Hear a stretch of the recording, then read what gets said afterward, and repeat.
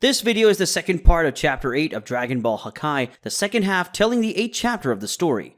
After Pikkon helps him sense Frieza's ki, Vegeta teleports with the Celestial Guardian, Planet Quinn. Vegeta and Pikkon appear at the center of the quintet planets. Vegeta doesn't understand why they're there. They should have gone straight to where Frieza is. Pikkon explains that Frieza is probably on a spaceship, and if they fight inside a ship, they would destroy the ship and Janemba's cocoon could be harmed. Frieza's ship will pass by the planet soon, and considering the ship's path, the location was the most appropriate for a possible battle. Vegeta gets very angry about this. Did Pikkon manipulate his senses to guide them somewhere else? He didn't like it, but Pikkon tries to calm him down, justifying that if Janemba woke up in an aggressive way, Vegeta would understand his reasons. Vegeta says that since they have some time before Frieza arrives, this would be the perfect opportunity for Pikkon to explain to him what's going on. It's okay for Pikkon to explain. Besides, this universe will be one of the main focuses of the Celestial Mages, and Vegeta will certainly be included in all this mess. It's fair that he understands what's going on. Meanwhile, in Universe 8,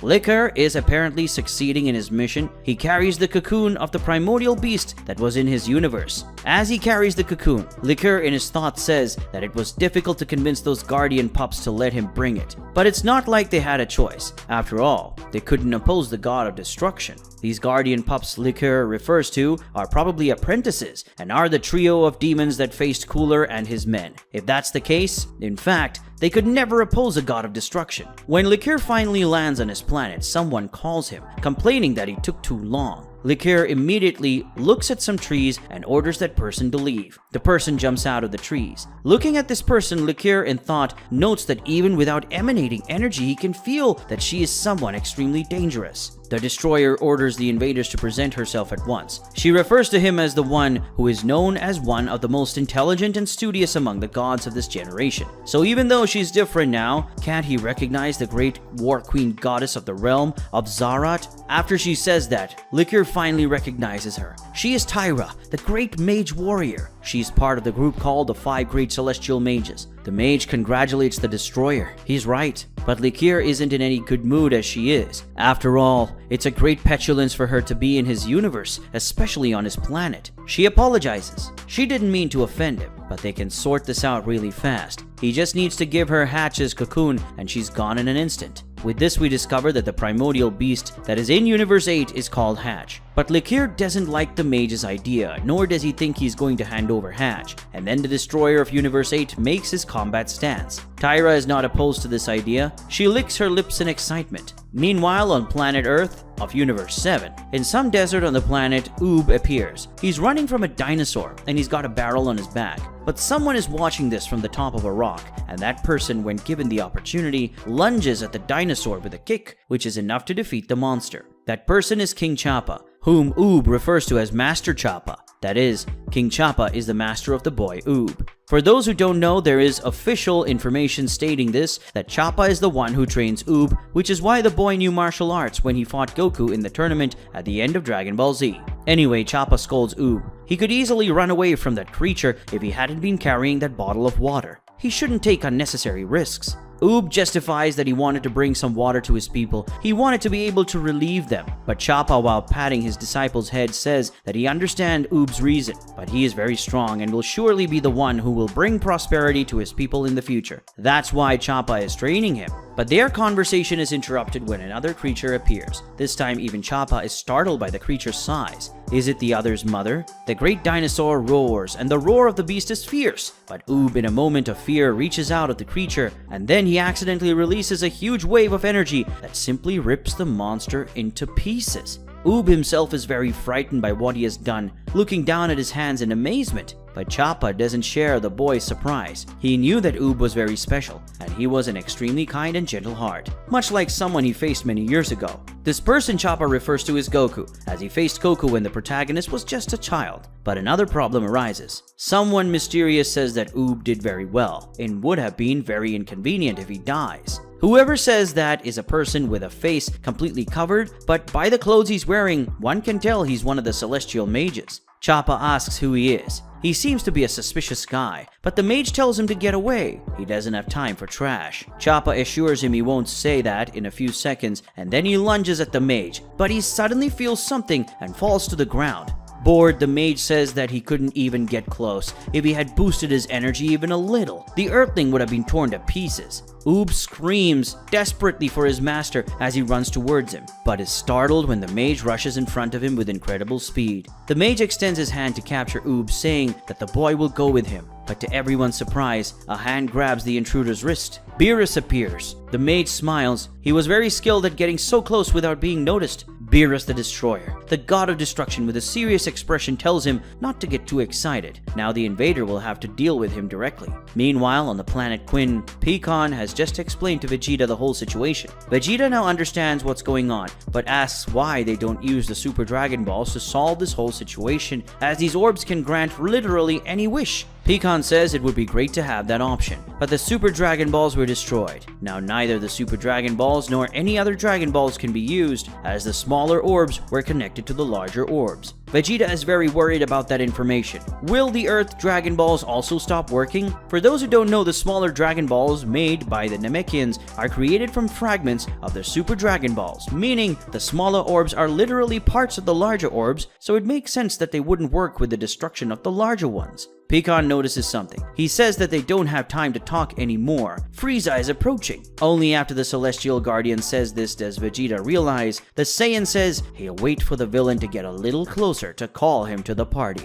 Meanwhile, Frieza's ship is moving fastly through space. Frieza is watching Janemba's cocoon. He's apparently quite dissatisfied. Cooler approaches his younger brother, asking what he intends to do about that thing. That was probably what Frieza was thinking. Frieza admits that at first he didn't think dealing with that cocoon would be so complex. In his opinion, there was only one option, a more aggressive approach. Cooler asks if his brother is sure about this. He himself says that creature was very powerful, and if Janemba becomes unstable, they could be in trouble. Frieza explains that he knew from the start that they might have a hard time dealing with Janemba, so Kikono all this time had been working on a special super tech Calore far more powerful than the one used to keep Broly in check. Cooler says he won't be cowed either way. If the only way to free Janemba is the hard way, so be it. They just need to find a suitable place to do this. Suddenly, the ship shudders. Frieza, surprised, asks what's happened. Kikono, fiddling with the ship's computer, informs Frieza that a shot was fired near them and that he's going to look for where it came from.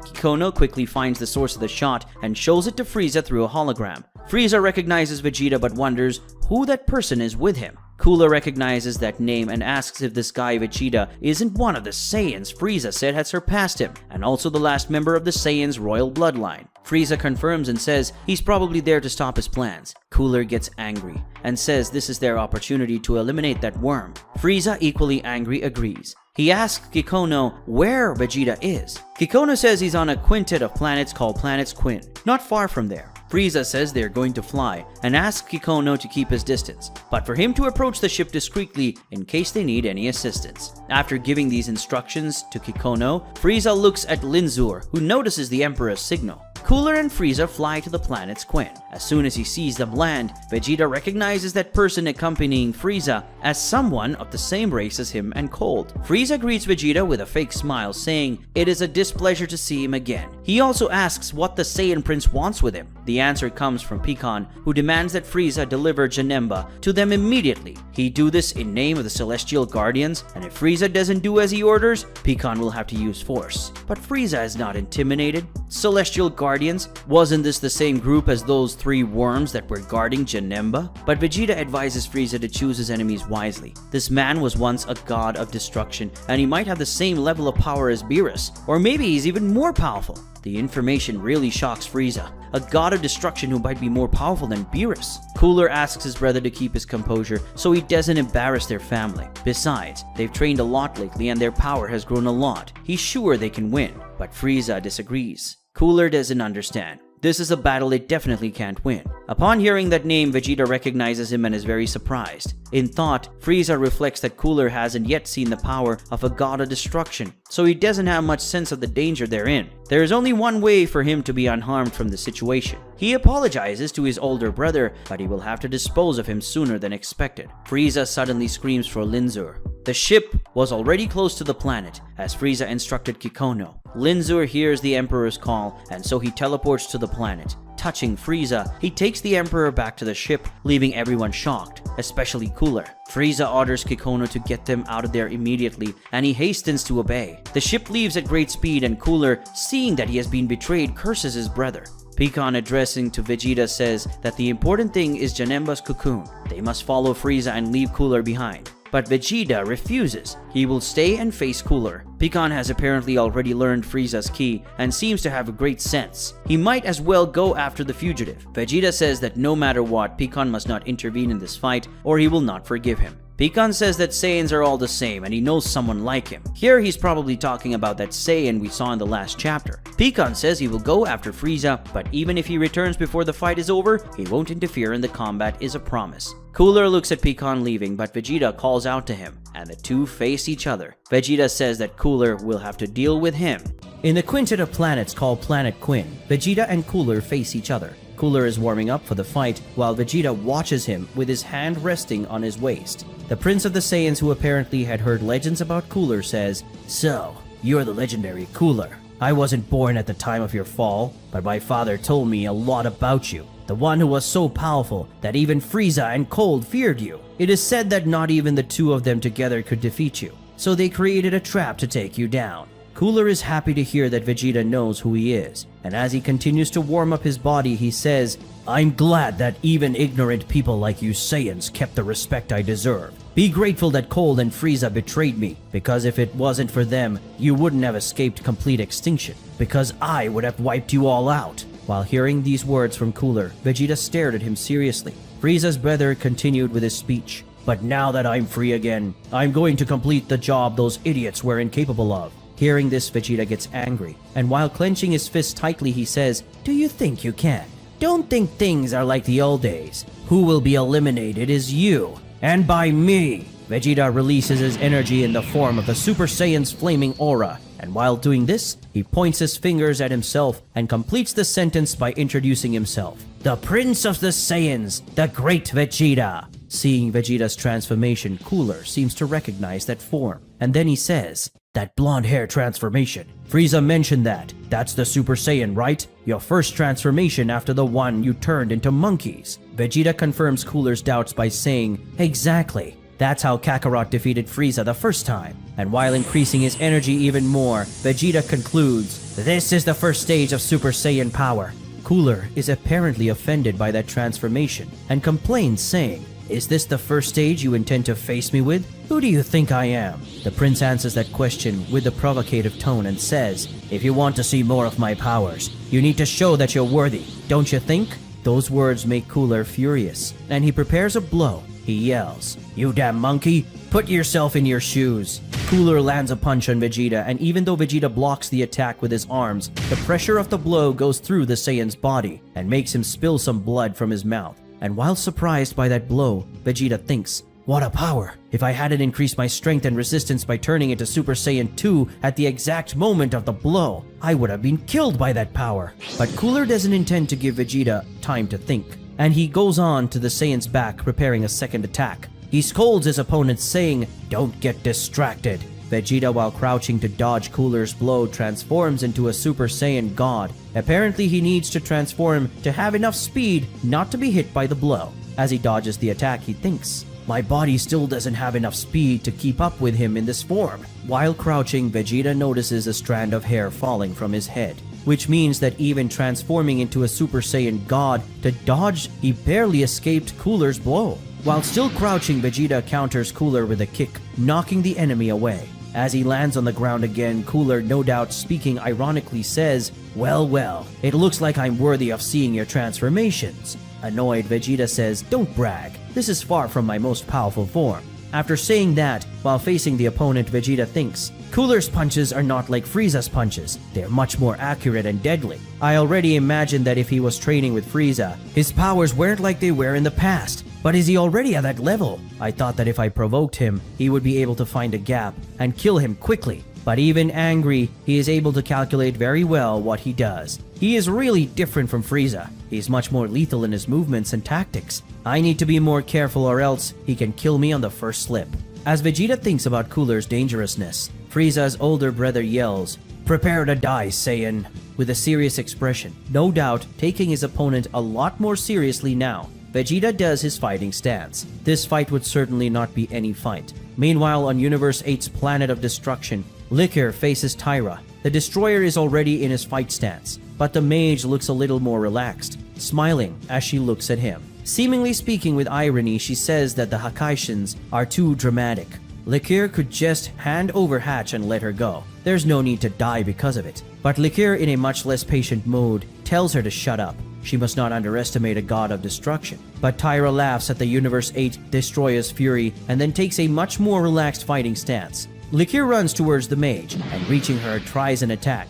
But Tyra disappears at high speed in front of him. Only then does Liir realize that she is already flying towards Hatch's cocoon, and the speed of the goddess from the other realm surprises him. Liir grows 3 more tails from his body, and now with 6 tails, the destroyer screams that he won't let her do that. When she is very close to touching the cocoon, Tyra realizes that Liir is already behind her, and so the fox god passes right by her, but does so by capturing the woman's ankle with one of his tails, and so he begins to carry her away from the cocoon while suggesting they fight in a more suitable location. In an instant, they are already leaving the planet, going into space. As this happens, Tyra, with an oddly calm expression, notes the fact that Liir has become faster by releasing more tails. So we can conclude that his power increases according to the number of tails released. When he decides he's gone far enough, Liir launches Tyra away using his tail, and then to drive her even further away using his hands to release a telekinetic force that launches her even further, causing the warrior goddess to crash into a celestial body, which seems to cause her some pain. After doing this, Liir finishes releasing his tails, and now with the 9 tails released, he concentrates a large amount of power and launches a powerful globe of energy at the opponent, completely destroying that celestial body. Liir wonders if he made it, but the answer comes soon after when Tyra comes out of the rubble and tries to launch a punch on him. Such a punch that Liir defends using his hand, but the destroyer didn't come out unscathed from the blow. His hand spills blood. Looking at the bloodied hand, Liir admits that thinking this fight would be won so quickly was too good to be true. Tyra, with a savage smile on her face, says that if the destroyer wants to fight, they can fight a little.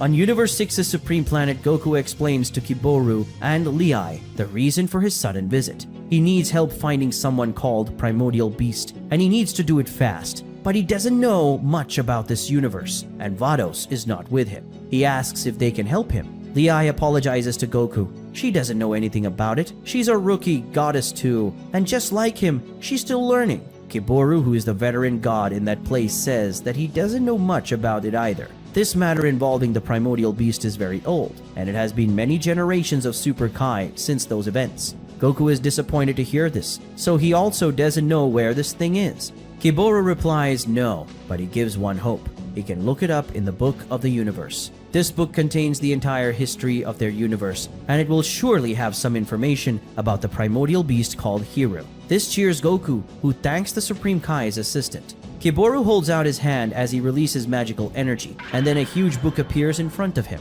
A book so large that it sinks to the ground as it falls. Seeing this book, Goku is a little worried. Kiboru won't need to read all that, right? But the answer is disheartening. That's just the first book out of 100. This information knocks Goku down, literally. In Universe 8's southern galaxy, Liir and Tyra fly through space, clashing many times, until they finally fly towards each other for a head-on collision. And they do this by clashing their fists, creating such a powerful impact wave that destroys the celestial body close to them. After the clash between them, Tyra tries to punch Liir, but he dodges the attack, and using one of his tails, lands a blow on the woman, who is knocked away by the blow. And after doing so, Liir concentrates energy on his tails, and launches a string of attacks against her.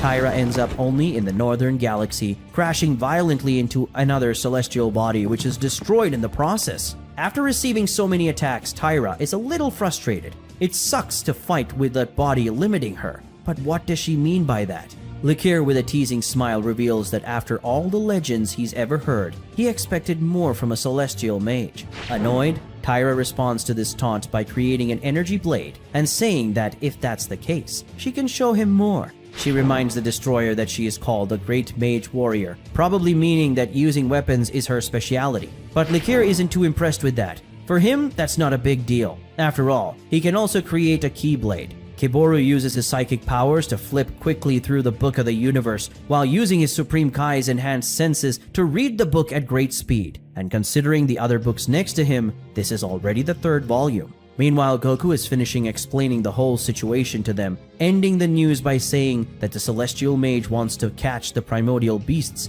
and as a destroyer he has to stop this and fight them. Liir is excited about this situation. She didn't expect that in such a short time as a goddess, she would already have some action, especially something of this level. But Kiboru warns Liir that she shouldn't even think about it. The Celestial Mages are no opponents for beings like them. And Kiboru goes even further in his statement, saying that in fact not even a god of destruction can defeat them. This statement worries Goku a little. Is what he's saying true? Not even a god of destruction can defeat them? Kiboru confirms, yes, it's true. And then as we see Liir and Tyra continuing their confrontation, Kiboru explains some of the backstory to Goku. Kiboru says, after the supreme deity Zarat attacked Zeno's realm and was unsuccessful, he was sealed away here. The main gods of the realm of Zarat, the Celestial Mages, organized powerful military hordes and attacked the Zeno realm. At that time, gods and mortals fought side by side to defend this entire multiverse. But the enemy commanders were the 5 great Celestial Mages, and they were extremely powerful beings. At that moment in the fight, Liir seems to have more difficulties in his combat, and Tyra advances against him, while the destroyer, cornered, waits for the attack. Tyra attacks the Hakai, who can only dodge. Meanwhile, Kiboru continues. The strength, speed, and endurance of these beings were unreal, even for the god of destruction. Tyra sees a gap in Liir, and then she launches a strong attack. And the Celestial Mage's attack destroys the god of destruction's energy blade, and also wounds him. And as it happens, Kiboru says, but that's not all that made them so powerful. Liir stares at his own wound burning his chest, but the destroyer immediately responds to the attack by grabbing Tyra's arm. But he immobilized not only the arm that held the blade, but also her other arm and legs, leaving her immobilized, or at least that's what he thought. Tyra creates a shuriken in her hand. As she does, Kiboru says, in addition to being extremely powerful in the literal sense of the word, the Celestial Mages have powerful spells that make them even more formidable opponents. Kiboru's words prove to be true the very moment they are spoken, as Tyra manipulating the shuriken cuts off Liir's tail, causing the destroyer of Universe 8 great pain. And then Kiboru, while leafing through the 5th book, continues his explanation to Goku and Liir, who are listening intently like students in a class. Kiboru says, at that time, there were 18 universes in Zeno's realm, so there were 18 gods of destruction. But despite the numerical disadvantage, the Celestial Mages managed to fight in balance with the Hakai. This means that at that time, a Celestial Mage averaged the power level of 4 gods of destruction. And it is said that the destroyers of the first generation were on average more powerful than the destroyers of this generation. In short, a destroyer currently cannot single-handedly defeat a Celestial Mage. Liir is surprised hearing this. She heard that a god of destruction is very powerful, and she also concludes that probably Goku can't defeat a Celestial Mage either. And she says that she notices that Goku is apparently saddened. She regrets what she said and tries to comfort her companion, telling him not to be like this. But suddenly Goku smiles, and as he clashes his fists with joy, exclaims that he's going to get even stronger fighting these guys. This attitude of him leaves Liir very surprised. Sharing Goku's excitement, she praises the fact that he doesn't get discouraged with little things. Goku agrees with her. Of course, he can't get discouraged easily. Besides, the person he wants to overcome right now is very tough, so if he gets discouraged with any obstacle, he would have given up a long time ago. Liir is curious and asks him who this person is. He must be an amazing guy. Something is thrown with great force against the planet of destruction of Universe 8, advancing at high speed towards the planet and crashing violently against the ground. It is Liir who, after the impact, touches his aching body while complaining about his enemy's great power, and that the difference in power between them has suddenly become too great. After complaining about it, the destroyer stands up, ready for more far away. Tyra launches an energy attack that she calls the Celestial Bow. On the planet, Liir, while preparing to do something in his thoughts, states that he didn't want to put the universe at risk, but with the gravity of this situation, he needs to unleash his maximum power as a god of destruction. But then, something shines in the sky. It's something that's heading towards the destroyer. Seeing an extremely powerful attack coming towards him, Liir opens his mouth in an expression of fear, and Tyra's attack passes through the planet of destruction, cutting that tough planet in half like butter. What happened to Liir? Was he hit by that attack? On planet Earth in Universe 7, in a large, dry, empty field, Beerus continues his confrontation with the strange man who tried to capture Oob. Meanwhile, the boy carries his knocked-out master, King Chappa, behind a large boulder. Arriving at this makeshift hideout, Oob wonders who these guys are. He senses a very bad thing coming from them. The mystery man, while facing Beerus, admits he didn't expect to show up at that moment. Beerus replies that he figured that if they wanted the power of the 5 great primordial beasts, and that includes Majin Buu's power, they would come after the small parts of his power that have already been released. Surely Beerus is referring to Fat Buu and Oob. After listening to Beerus's reasoning, the maid says that he is smarter than everyone says. The destroyer of Universe 7 replies that the invader would be even smarter if he cooperated by telling him everything he wants to know. If he doesn't, they'll have to try the hard way. The man apologizes and says that this was not the time to face a god of Beerus's level. Beerus doesn't like that answer. After all, it's not like the invader has any choice. The man points his hand at Beerus and then shoots a large wave of energy that completely hits and even passes through the god of Universe 7's body. And that same energy goes towards the stone that Oob is hiding in. And while seeing this, the boy screams in terror. The attack hits the stone and completely destroys it, knocking Oob and King Chappa away. But despite all that, Beerus received the attack and remained unharmed, holding his opponent's hand while smiling. And then the destroyer takes the invader's hand away from his face, and the force of that move from Beerus creates a current of air that removes the hood that hid the enemy's head and face. And as he finally reveals his face, the invader praises the destroyer. Louder says, "Agile as always, Beerus." Seeing the face that was before him, Beerus is shocked, recognizing him as Master Terran, and remembers moments of his childhood with this person, apparently very happy moments. Noticing Beerus's distraction, the enemy smiles, and then points one of his hands towards the sky, creating a magical rune above them. Beerus sees this power and realizes it was dangerous to remain close to the enemy. He leaps away. At the same moment, the magic rune falls towards the mage, and while this happens, the enemy, that is apparently Terran, says goodbye to Beerus, who receives this farewell with an annoyed expression. The magic rune falls on the invader, and at the same moment he disappears, after helplessly watching the enemy flee. Beerus can only lament, saying, "Damn it, I got distracted and he got away." Guys, I'm going to take a quick break from the chapter exposition to explain this moment. Dragon Ball Hakai is not a story told in a single manga. This manga you are seeing now contains the main story of the series, which takes place at the present moment in the Dragon Ball Hakai chronology. But in addition to the main story, this series also has a side story called Dragon Ball Hakai Special, the story of Beerus, and as the name suggests, this side manga tells the story of the past of Universe 7's God of Destruction, according to the Dragon Ball Hakai story, of course. Dragon Ball Hakai Special, the story of Beerus, does not tell the main story of Dragon Ball Hakai, but it is an important reading to understand the mythology of this series as a whole. And in this parallel manga, it may contain important information that relates to the main plot, and this chapter 9 proves that with the appearance of the old master of Beerus, who was mentioned earlier in the main story, but who is worked on in much more detail in the side story. To better understand who this man called Terran is, read Dragon Ball Hakai Special, the story of Beerus. That way you will know who Terran is, his importance to Beerus, and you can also have more important things for the main story of Dragon Ball Hakai present in this special story. And of course, just like the main story, this side manga is also made with a lot of dedication. And if you like the main story of Dragon Ball Hakai, you will probably like this side story too. To read Dragon Ball Hakai Special, the story of Beerus, visit our website dbhakai.com. There you will find all the chapters published so far. Well, I think I've clarified this point. Now let's continue with chapter 9. A ship cut through space at great speed. It was Frieza's spaceship. Inside the ship, Kikono and Berry Blue are in the control room with Frieza. The two servants control the ship while the Emperor watches them.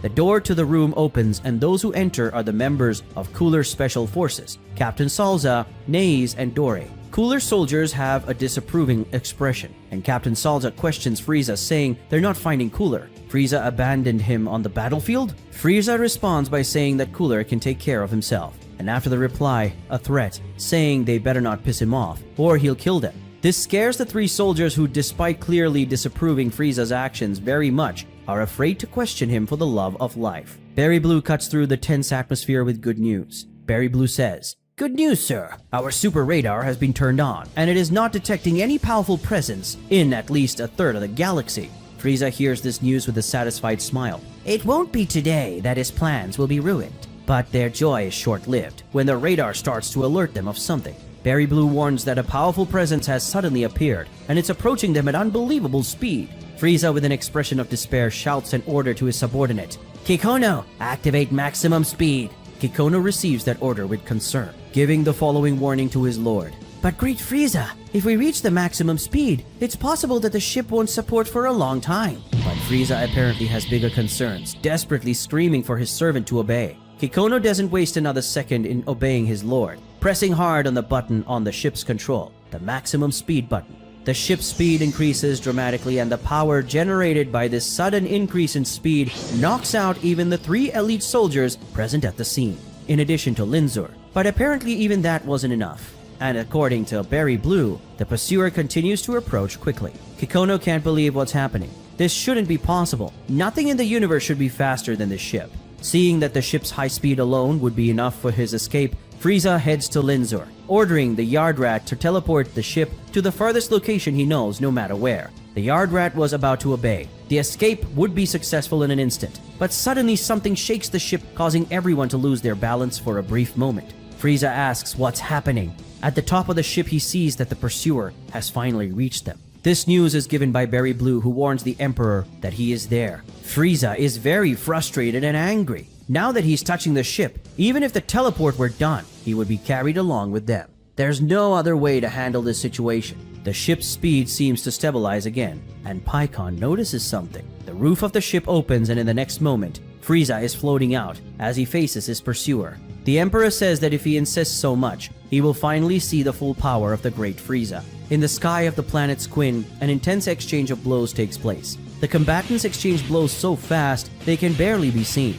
Vegeta, transformed into a Super Saiyan God, fights Cooler while still in base form. The Prince of the Saiyans dodges a punch from Cooler, who seems to have a little difficulty in this exchange of blows. Vegeta pressures Cooler with a few punches and then prepares a strong punch, hitting the opponent in the face and pushing him away. Cooler spins in the air to land safely on the ground as Vegeta descends from the sky towards him to continue attacking. But Cooler surprises the Saiyan by hitting him with his tail, knocking him away. And after launching Vegeta towards the sky again, Cooler jumps towards him, grabs the prince's ankle, and launches Vegeta towards the ground, causing the Saiyan to slam hard against the ground. After doing so, Cooler completes his string of attacks by focusing energy into the eyes, and then launches energy lasers against the enemy. When Cooler's lasers hits the ground, it crosses the entire planet, creating a large fissure in the center of the planet that even from space can be seen very well. Fortunately, Vegeta dodged that attack and is standing beside the large fissure in the ground opened up by Cooler's lasers, looking at the danger he's just passed. Looking at the enemy staring at him from the sky, Vegeta says, "Bastard, I'll kill you!" Vegeta launches himself towards Cooler at high speed, who yells at the oncoming enemy, "You want to attack me head-on, you worm? So come." But in thought, Cooler reflects on a strategy. Cooler thinks, instead of colliding my body with his, I'll quickly dodge at the last moment and hit a deadly point. That stupid Wild Saiyan won't be able to predict this and will be defeated. Cooler charges towards Vegeta, but then before they collide their bodies, Vegeta transforms into Super Saiyan Blue and somersaults in the air above Cooler, surprising him. In doing so, Vegeta grabs the opponent's tail with one hand and begins to spin him in the air. As it is rotated, Cooler shows his surprise. He transformed to get faster and dodged! Apparently, Cooler didn't think a savage could be smart either. After gaining a lot of strength by spinning the enemy, Vegeta throws him to the ground, causing Cooler to crash hard against the ground. And after the dust is dissipated, we can see that the fall has done great damage to the ground. And apparently the fall causes damage to Cooler as well, who is a little stunned after the last hit. Taking advantage of this bad moment of the enemy, Vegeta makes an attack stance, and while concentrating energy, he says, "See you in hell, Cooler! Gallic Gun!" Vegeta launches a powerful attack. Seeing this, Cooler is worried. An extremely powerful and dangerous attack is coming. Outside the planet can be seen the large amount of energy that was used in the technique. Vegeta's attack created a large crater in the planet's ground. The Saiyan floats above the spot trying to see what the result of his attack was. Seeing what happened, the Prince of the Saiyans smiles as he says, "It's like I thought. It couldn't be that simple." Cooler is alive, and not only that, he's transformed and surrounded by a protective globe of energy that was surely what saved his life. Cooler yells, "Damn you, that was dangerous. If I hadn't increased my powers with this transformation at the last second, I would have been ripped to shreds." After hearing his opponent's complaints, Vegeta responds with a sarcastic but obvious line, "Oh, but that was the intention." Annoyed by the opponent's sarcasm, Cooler charges towards him completely furious. "I will destroy you!"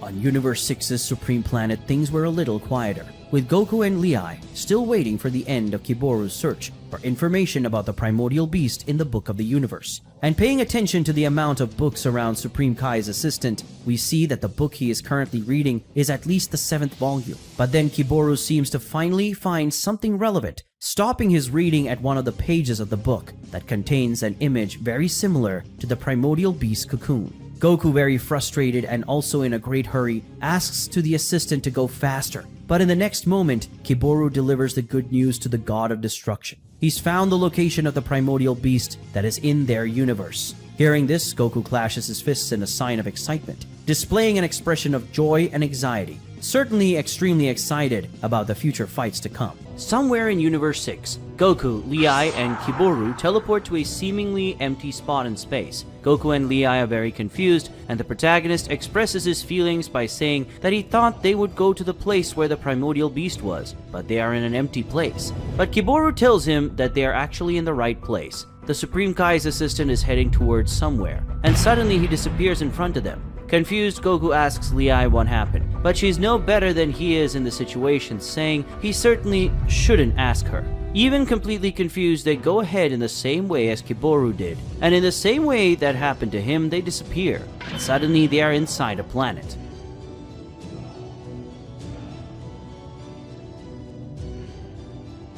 Goku and Liir are impressed by that. It's not every day you see something like this after all. Goku finds that very strange. There is nothing in front of them, and suddenly they are on a planet. But Kiboru explains what is happening. This place is called Planet Chameleon. It is a special planet that hides its own presence from the rest of the universe, and this special characteristic was given by the Kaioshin who created this place, which was specially made to hide the primordial beast Hiru. After the brief explanation, Kiboru starts flying, saying that they must go. They have no time to waste. As they fly towards the center of the planet, Goku comments that apparently the gods were very motivated not to let the primordial beast be found. He asks if these things are really that powerful. Kiboru responds by remembering about how he was telling them that celestial mages are very powerful, even surpassing the power of a god of destruction. And he adds that the power of a primordial beast goes far beyond that. He claims that the awakening of a primordial beast could mean the end of a universe, as neither gods nor mortals can defeat these creatures. The Supreme Kai's assistant ends by saying that a primordial beast is the incarnation of the end of time. This statement makes Goku and Liir very worried. Meanwhile, in Universe 11, a battle was taking place that had destroyed approximately 180 solar systems. Belmod and Toppo are very injured. They apparently face a very difficult battle. Blood drips from somewhere, or rather from someone. Toppo, seeing this, changes his astonished expression to an angry expression. But what is he seeing?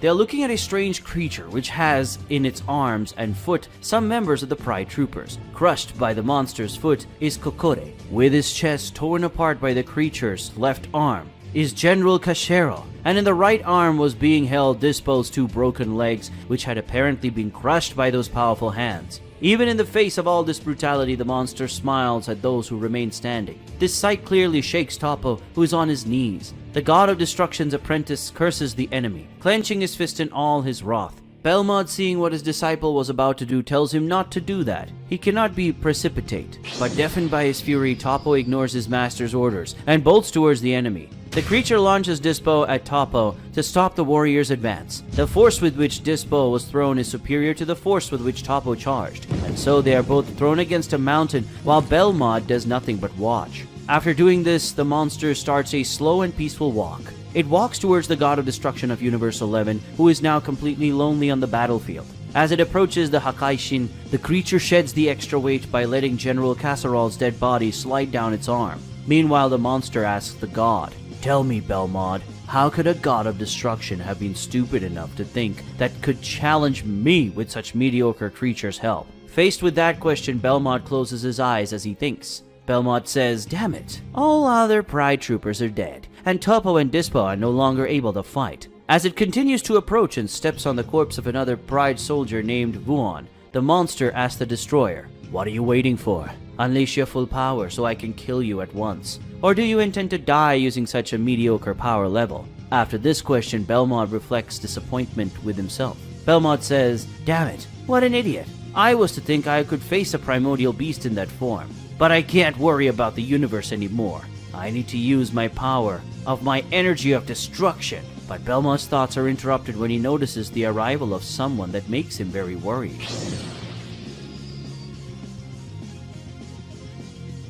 Something approaches that devastates planet at high speed and lands on the planet, violently causing destruction. That person is Jiren, who exudes an enormous amount of power while screaming with a great expression of fury at someone named Calore, who is surely that monster.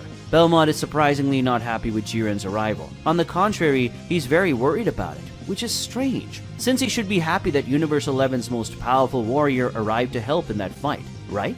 But that brings up another question. Why wasn't Jiren helping the fight from the start? Who knows? Hey guys, with this scene we discovered that this monster is the primordial beast that lived in Universe 11, and this creature is called Calore, which for some reason, unlike the other primordial beasts we've seen so far, wasn't trapped in a cocoon, but in freedom. And apparently Jiren has some problem with this monster, as if he already knew this creature from somewhere. What will be Jiren's story with Calore? Well, there are a few possibilities about that, but we leave that topic for another video. Now let's continue with the chapter. Universe 7, Planet Quinn.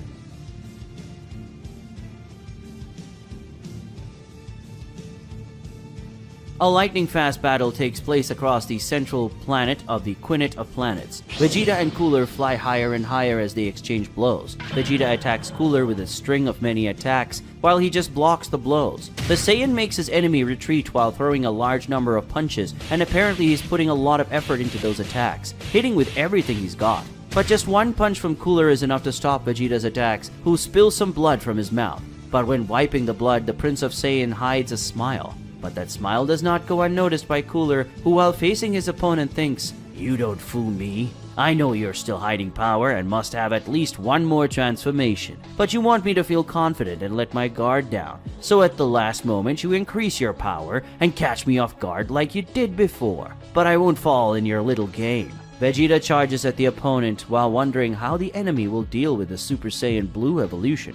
And then, while transforming to increase his power and get closer to Cooler more quickly, Vegeta prepares a punch. But when he tries to hit the opponent who also charges at him, Cooler disappears. And then he reappears behind Vegeta saying that he has now caught him. Vegeta turns around in surprise to the enemy, and then blood splatters. Cooler's hand is digging into the Saiyan's abdomen, who spills his warrior's blood from his mouth as he groans in pain. As he contemplates his opponent's suffering, Cooler comments, "You idiot, you thought you'd catch me twice in the same trick. It was obvious that you were faking defeat to make me confident and make me let my guard down to once again increase your powers and catch me off guard." But to Cooler's surprise, Vegeta smiles and grabs his arm and then says, "On the contrary, I knew someone as intelligent as you would notice such a plan." While pointing his hand at Cooler, he adds, "What I wanted was to have you in the right place in front of me to hit you, an attack that will completely erase you from existence." While concentrating the power purple energy in his hand, the disciple of the God of Destruction shouts, "Hakai!" vanishes forever. The powerful wave of energy completely engulfs Cooler's body, passing directly through him and out of the central planet towards another planet. When the energy hits that planet, it is completely destroying it, creating an immense explosion of light in the process, and all that's left of the big celestial body is a few flakes of light. While realizing the result of his attack, Vegeta smiles as he says, "I knew it, you're Frieza's brother after all." And then the enemy appears behind the Saiyan, cursing him angrily, complaining about Vegeta almost killing him, and then showing another form. The golden form. Cooler claims he won't forgive him. Looks like Vegeta is going to have a lot of trouble in this fight.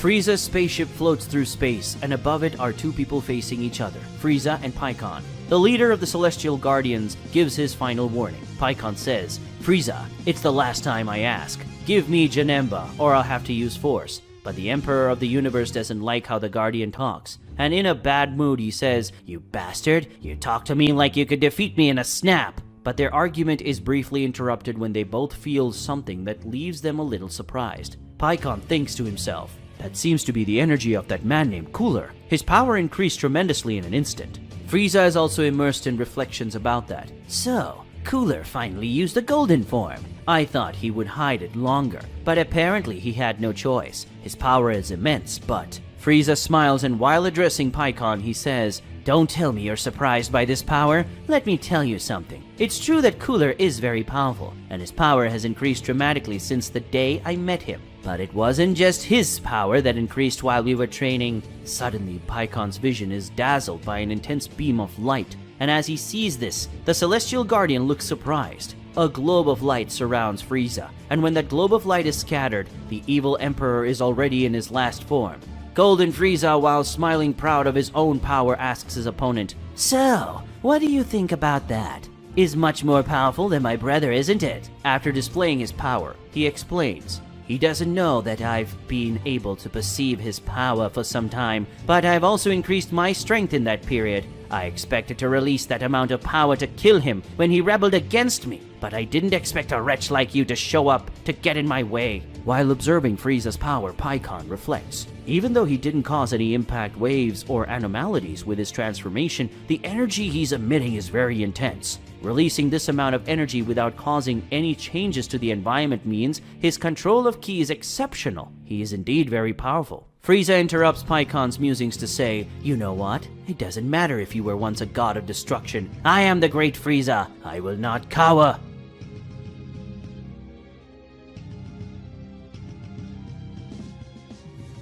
On the planet Quinn, the intense fighting continues. Vegeta and Cooler try to hit each other with a large amount of blows, but despite being attacking, Vegeta seems a little cornered, while Cooler seems to handle combat better, which proves to be true when the Golden Warrior starts to advance further against the Blue Warrior, who needs to retreat while trying to defend himself. But Vegeta can no longer maintain his defense, and is hit by a strong attack from Cooler that makes him fall from the sky and have a violent shock to the planet's ground. After doing so, Cooler lands on the ground to face his opponent. The Golden Warrior says, "I have to admit, that power you used earlier was scary and even scared me. But now that I'm in this form, I'm sure my powers far surpass your powers. Give up at once and accept your death. This fight is over." Hearing his opponent's words, Vegeta is forced to agree. And as he closes his eyes, he thinks, he's not wrong. If it continues like this, I don't have the slightest chance of winning.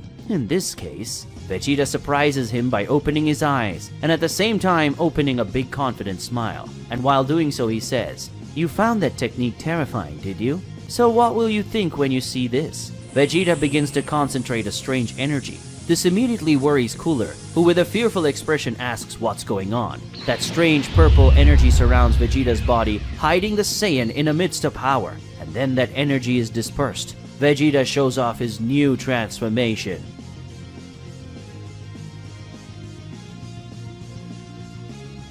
With a proud and wild smile on his face, the Prince of Saiyan says, "Behold now my most powerful form, the Ultra Ego."